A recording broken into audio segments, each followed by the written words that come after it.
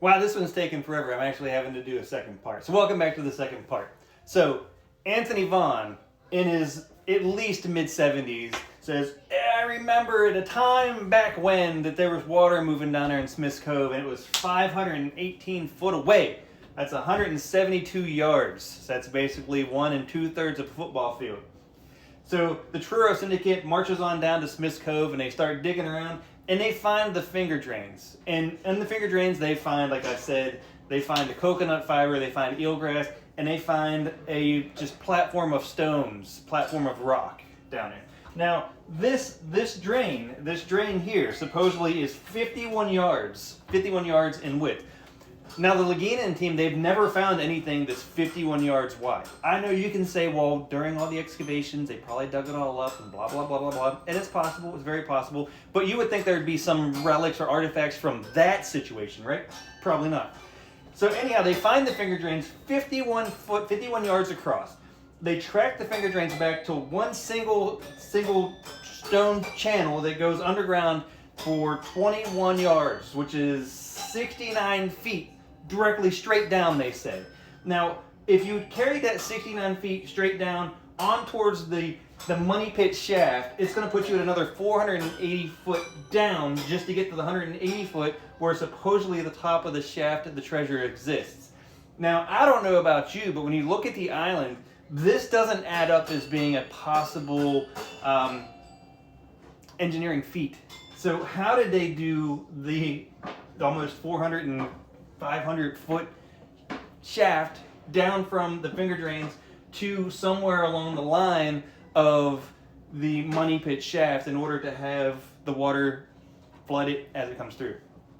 Now, I think a lot of this story, as I've said in recent videos, is a bit fabricated, and the finger drains probably ran more across this line to where we know there was a shaft with the platforms, and again, the water filtration, or the Vikings using it to store their food and their tar and items like that, which would have been way up here, which would actually make more sense because you could have dug across there. Now again, all of the construction that's been done on the island over the 200, it's been way more than that, has disturbed all of that, so there's really not a lot that can go on in that area as it is. But just a visual, again, top of the money pit, 108 feet down to where the treasure is.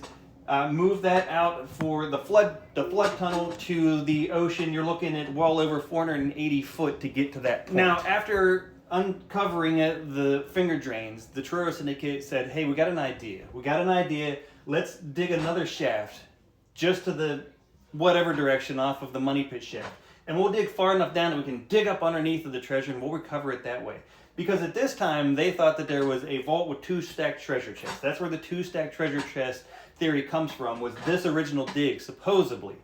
So the Truro Syndicate digs down, they dig up underneath of this, and then the vault collapses and falls into a void, possibly the solution channel, and disappears forever. Now again, during this time, supposedly is when Pobledo would have done the first drill down and pulled up the coin and vanished. Now, none of that is actually documented in history, so that is pretty much a fabricated part of the story. We do know Pobledo was a part of the Truro Syndicate, and he was the foreman for this crew. However, there is no recollection or no story about him actually disappearing with the coin that supposedly come up that Emma Colligan misidentified. But we do know that they dug supposedly underneath Solution Channel. There it is. That ties in that part of the story. Bear with me. We're getting there. Fast forward another 43 years, and Frederick Blair comes along. And Frederick Blair says, I got an idea. Like Monty Myers, I got an idea. I'm going to dig a shaft, but I'm not going to 108 foot because I know at 108 foot, the treasure vault fell into a void. I'm going to 152 foot, and I'm going to find that treasure. And 152 feet, Frederick Blair and his team, they dug through 7 inches of cement, 5 inches of oak, 2.5 feet of metal pieces, an undisclosed amount of oak, an undisclosed amount of cement, and then they hit solid iron. How do they know that? I don't know. I don't know why we have all the dimensions for this, but after the metal pieces, we just kind of go, we don't know the details. We don't know the details. Now, Blair went out and he went ahead and secured 40 years worth of treasure rights to Oak Island.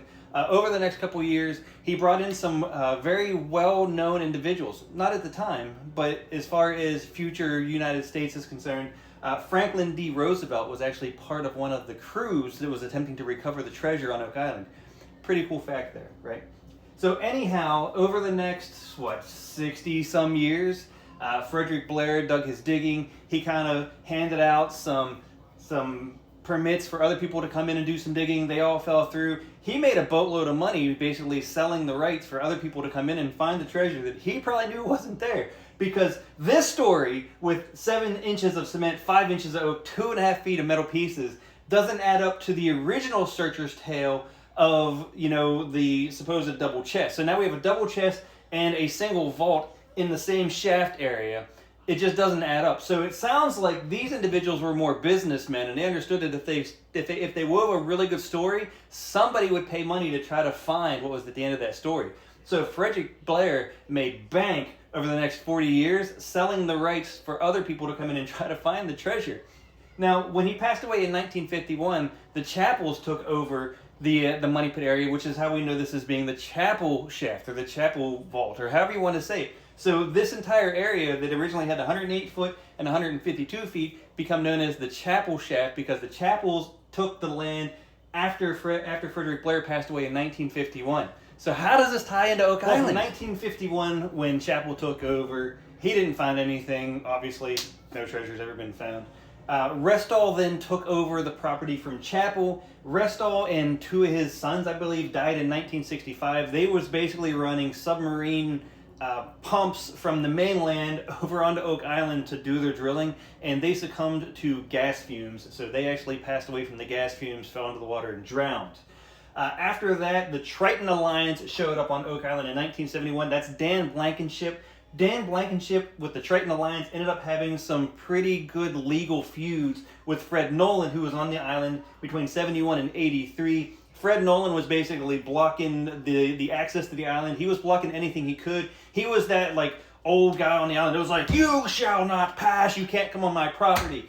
Well, the judges finally said, look, Fred, you've got to step aside. The property's yours. We get it. But you've got to let Dan and his people onto the island. So Fred had to step aside and let Dan onto the island. So Dan Blankenship and Fred Nolan did not have a good relationship. And then we get into the 2014s where the Lagunas take over the island. And from 2014 to 2025, you know what the story is. It is a curse for all of us to be watching this every Tuesday, but we are addicted and we will continue to watch this every Tuesday until the season or the show is over. So to summarize, 1795, Daniel McGinnis boats across the water onto the island that his family, Smith's family, and Vaughn's family already had property on, found the indentation, recruited Smith and Vaughn. They dug down 3 meters, 6 meters, 9 meters. They found wood planks that basically, in my opinion, ties into the Viking theory that that's where they stored some food and some tar and basically did some ship repairs. 1803, McGinnis, Smith, and Vaughn buy their own property and do their own excavations. 1849, McGinnis and Smith are out of the picture. Vaughn is part of a syndicate with the tax collector. Samuel Ball's in the mix of all this. There's wars going on. He's got most of the property on the island at this time, but again, part of the British military, the French military. There's a lot of military going on in the world at this time. But 1849, Vaughn and Linz do another dig in the area. They don't find anything. 1893, Frederick Blair comes along. He buys 40 years worth of treasure rights. Over the next 40 years, he sells those rights to people like, I don't know. He sells the rights to people. I don't care. But anyhow, over the 40 years, he makes boatloads of money selling the treasure rights to people to come in and try to find treasure if they give him a portion of it. Obviously, they don't find anything. He passes away in 1951. It goes to Chapel Vault. Chapel goes to the Restalls. The Restalls die to a gas because they're just dumb. 1971, Dan Blankenship comes in with his team. 83, Fred Nolan and Dan Blankenship have their falling out. And in 2014, the Lagunas take over the island. And in all that time period, not a single piece of treasure has been found, but there are just multiple theories. At the end of the day, if we go all the way back to 1795, and supposedly what McGinnis found with the 3, 6, and 9, it ties into the Viking shaft where they stored their tar and their food. And